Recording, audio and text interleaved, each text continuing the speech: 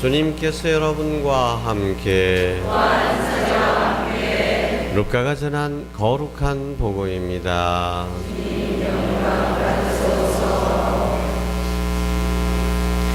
그때 예수님께서 예리코에 들어가시어 거리를 지나가고 계셨다. 마침 거기에 자케오라는 사람이 있었는데 그는 세관장이고 또 부자였다. 그는 예수님께서 어떠한 분이신지 보려고 했었지만 군중에 가려 볼 수가 없었다. 키가 작았기 때문이다.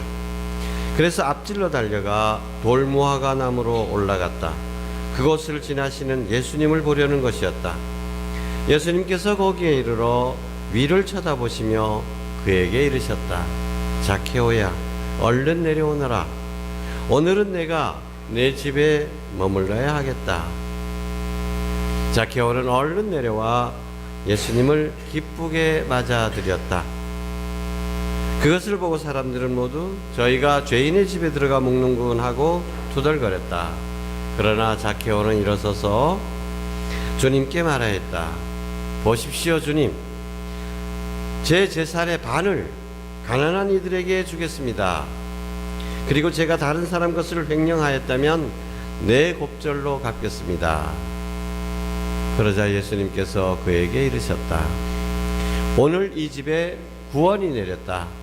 이 사람도 아브라함의 자손이기 때문이다. 사람의 아들은 잃은 이들을 찾아 구원하러 왔다. 주님의 말씀입니다. 우리 소리 참여합니다. 앉으십시오. 참 예수님, 강론에 앞서서 먼저 소개를 좀 드려야 되겠습니다.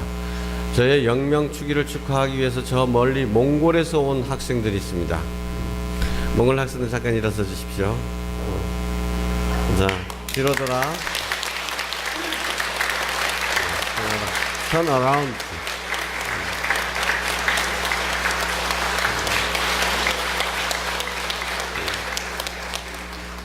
이렇게 가끔씩 우리 국수잔치 있을 때나 이런 때 우리 성당을 찾아오는데 성당과 좀 자주 접촉하게 되면서 우리 성당에 대해서 많이 알 수 있었으면 좋겠습니다. 그리고 오늘 미사의 전례는 윤천주 프란치스코 가족들과 그 대부모들이 하고 있는데 한번 일어나 보세요. 엄마 어디 갔어요? 엄마 저 뒤에 있구나. 예. 또 대부모님, 예. 또 토마스는 누구?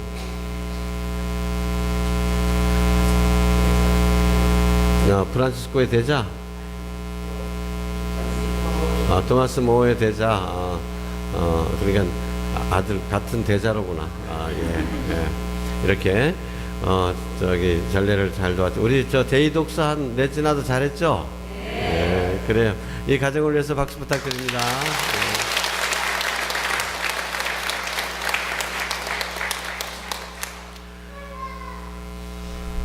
자, 사람이 살아가는데 어떤 사람을 만나느냐가 굉장히 중요합니다. 어떤 사람은 초등학교 때 정말 좋은 선생님을 만나가지고 자신의 삶이 이렇게 변했다 하고 그렇게 증언하는 경우를 많이 봅니다. 대표적으로 부부간에 어떤 배우자를 만나느냐에 따라서 정말 삶이 완전히 바뀌죠. 또 잘못 만나면 불행한 경우도 있죠. 우리 박근혜 대통령이라고 말하기도 좀 그러네요. 우리 박근혜가 최진실만 안 만났어도 최진실이란다.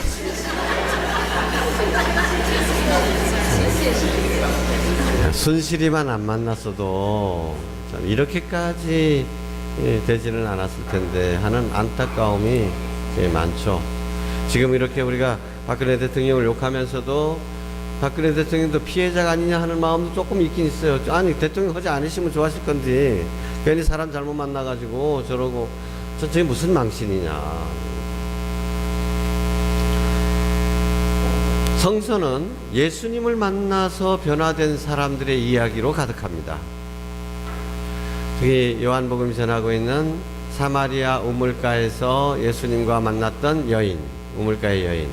이 여인은 정말 자신의 삶이 너무 비참하고 힘들었기 때문에 다른 사람들이 다 자기만 보면 수군거리고 뭐 멸시하고 그러기 때문에 우울증에다가 대인기피증까지 있어가지고 사람들 있는 낮에는 아침 저녁에는 우물에 가고 싶지도 않았어요. 남들이 다 일하러 간 때에 자기 혼자만 우물가에 나와서 물을 길어가곤 했던 삶입니다. 그것만 봐도 얼마나 참 비참한지 알 수가 있죠. 그런데 예수님을 만나서 어떻게 됐습니까? 마을로 달려가서 사람들을 불러 모으는 거예요. 여기 예수님 예언자를 만났다. 와서 봐라. 예수님의 제자들 그저 갈릴리아 호수에서 그물 치고 고기나 잡던 베드로, 안드레아, 야고보, 요한 이 사람들이요. 이젠 예수님을 만나서 고기가 아니라 사람을 낚는 어부가 됐습니다. 그 중에 한 사람 열혈당원 시몬, 가슴에 비수를 품고 로마 군인을 만나면 죽이려고, 로마 협력자들, 부역자들을 만나면 죽이려고 그렇게 칼을 품고 다니던 열혈당원이었습니다. 그러다가 칼을 내던지고 그러면 사람과 사랑과 평화의 하나님 나라를 위해서 일하는 일꾼이 됩니다. 오늘 복음에서 들은 자케오도 역시 예수님을 만나서 완전히 새 사람이 된, 변화된 경우입니다. 자케오는 예리고라는 큰 도시의 세관장이었습니다. 예리고는 오래된 도시일 뿐만 아니라 남쪽 에집트에서 북쪽 그 시리아로 가는 바닷길의 유일한 오아시스입니다. 그래서 지나가는 무역로는 꼭 이 예리고를 지날 수밖에 없습니다. 예리고에서 물도 보충하고 예리고에서 뭐 다른 것도 보충하고 먹을 것도 보충하고 이래야 되기 때문에, 그러니까 요즘 식으로 얘기하면 무역의 관문이라고 할까, 꼭 여기 필요한 곳입니다. 세계 무역항이라고 말할 수 있는 동네입니다. 오죽하면 여긴 오아시스이기 때문에 여름에는 시원하고 겨울에는 또 따뜻하고, 그래서 여러분 잘 아시는 에집트의 여왕 있죠? 누굽니까?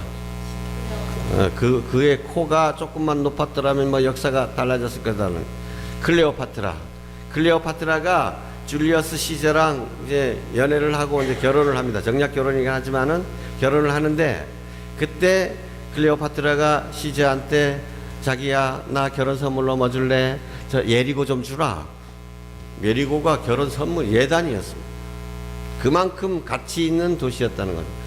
클레오파트라가 죽고 난 다음에 그 다음에 헤로데가 자기 친구, 그 다음에 임금이 된 옥타비아누스한테 야, 그 클레오파트라한테 줬던 거 그거 좀 다시 좀 돌려달라. 이래서 다시 예리고는 예루살렘 이스라엘 소유가 된 것입니다. 그만큼 이 예리고는 가치가 있는 도시였죠. 왜? 돈이 생기는 도시예요. 뭐 때문에? 무역 때문에, 관세 때문에요.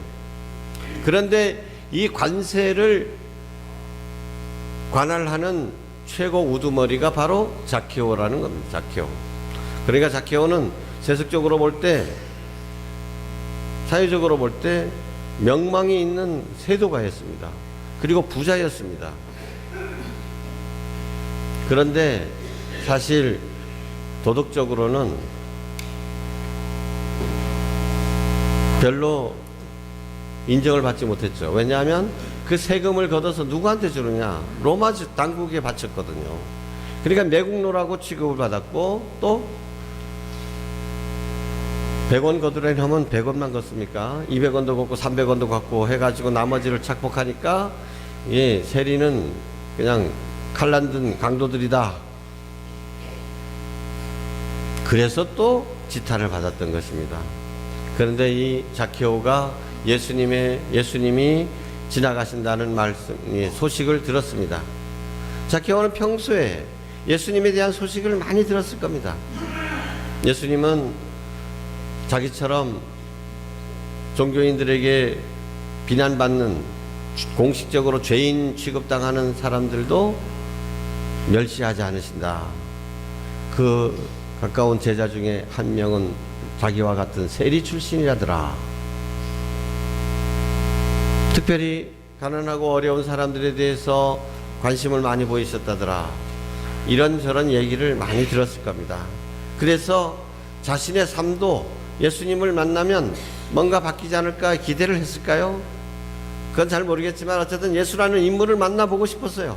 얼마나 보고 싶었냐. 예수님께서 오신다는 소식을 듣고 길거리로 나갔는데 자기가 키가 작아가지고 예수님을 다른 사람 뒤통수밖에 안 보여. 그래서 일찍 다른 데로 뛰어가가지고 돌무화과 나무 위로 올라갔다는 겁니다. 여러분, 그 점잖은 그 어른 체면에, 세관장 체면에 돌무화과 나무로 올라간다는 것은 정말 채식머리 없는 이야기입니다. 얼마나 예수님을 보고 싶었으면 그렇게까지 했을까? 예, 그 자케오의 모습에서 우리가 그걸 상상할 수가 있습니다. 그런데 얼굴만 보려고 이렇게 나무에서 기다리는데 예수님 저만치 오시다가 딱 자기 앞에 멈춰서서 부르십니다. 눈이 마주쳤습니다. 자케오의 심장이 그냥 쿵쿵쿵 막 떨었겠지. 얼굴만 보려고 그랬는데 그것도 아니고 예수님과 눈이 마주쳐. 그런데 예수님이 이름을 부르십니다. 자케오야. 어떻게 내 이름을 알고? 자케오야, 얼른 내려오너라. 내가 오늘은 너의 집에 머물러야겠다. 복음은 그냥 자케오가 기쁘게 예수님을 얼른 내려와서 기쁘게 예수님을 모셨다라고만 돼 있지만 자케오의 그 마음이 어땠을까 우리는 충분히 상상할 수도 있습니다. 자, 자케오는 이제 예수님을 대접하고 나서 예수님 앞에서 다른 사람들이 다 지켜보는 가운데 다짐을 하죠. 주님, 제가 주님을 모시는 이런 영광을 누리게 되었으니 약속을 하겠습니다. 이제부터 제 재산의 반을 딱 잘라가지고 가난한 이들에게 나눠주겠습니다. 여러분, 대단한 것입니다. 재산을 딱 잘라가지고 반을 가난한 이들에게 나누어준다. 10분의 1 나누어주는 것도 힘든 판에 반을 딱 잘라서 나눠줘요. 얼마나 이 자케오의 마음에 큰 변화가 생겼는지를 알 수가 있습니다. 그리고 혹시라도 내가 횡령한 것이 있다면 4배로 갚겠습니다.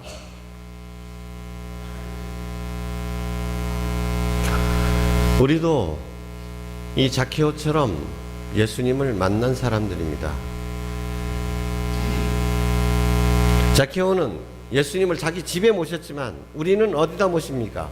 성취성사를 통해서 우리 안에 모십니다. 예수님께서 내 집에 오시는 것이 아니라 내 안에 오십니다. 우리도 자케오처럼 주님께 새 삶을 약속했으면 좋겠습니다. 예수님을 내 안에 모셔놓고도 예수님 모시기 전과 예수님을 모신 후에 아무런 변화가 없다면 이것은 예수님께 대한 모독이 될 수도 있겠습니다. 우리가 예수님을 만난 후에 어떻게 변화됐습니까? 얼마나 변화가 됐습니까? 자케오는 예수님을 만나기 전에는 부자였다고 하는데 아마 돈만이 자기를 지켜줄 수 있다고 생각했을 겁니다. 자기는 그래 뭐 권력도 있고 그 높은 지위에 올라 있지만은 세상 사람들이 저거 매국노다, 저거는 횡령이나 하는 그 강도다, 날강도다, 이런 멸시하는 이야기를 그러면 그럴수록 내가 의지할 것은 돈밖에 없다, 이렇게 살아왔을 것입니다. 그런데 그래서 돈을 의지하고 살았던 자케오, 이제는 돈으로부터 완전히 해방된 것입니다. 돈의 노예가 됐던 자케오, 선뜻 반을 딱 잘라서 가난한 이들에게 줄 수 있었습니다. 자유로워진 것이죠. 우리도 zakkeo처럼 이렇게 돈으로부터 해방된 삶을 살아갔으면 좋겠습니다. zakkeo는 그동안에 다른 사람들이 자기를 보고 뭐 매국노니 뭐 도둑놈이니 하는 이야기를 들으면서 위축되면서 살았습니다. 그런데 예수님을 만난 후로는 당당해졌습니다. 여러분, 예수님 앞에 새로운 다짐을 하는 그 zakkeo의 얼굴 표정과 그 모습을 상상해 보십시오. 이런 게 아니고 움츠러드는 게 아닙니다. 예수님, 이제 나 이렇게 살겠습니다. 다른 사람들이 뭐라 그러든 이제는 그것이 그에게는 아무런 문제가 되지 않습니다. 우리 교우 여러분들도 예수님을 만난 만큼 남들의 시선, 남들의 평판에 개의치 않고 살아가는 자유로움을 누렸으면 좋겠습니다. 남들이 이렇게 얘기할까 저렇게 얘기할까 그래 두려워가지고 이렇게도 못하고 저렇게도 못하고 그렇게 살아가는 모습, 예수님의 제자다운 모습이 아닙니다.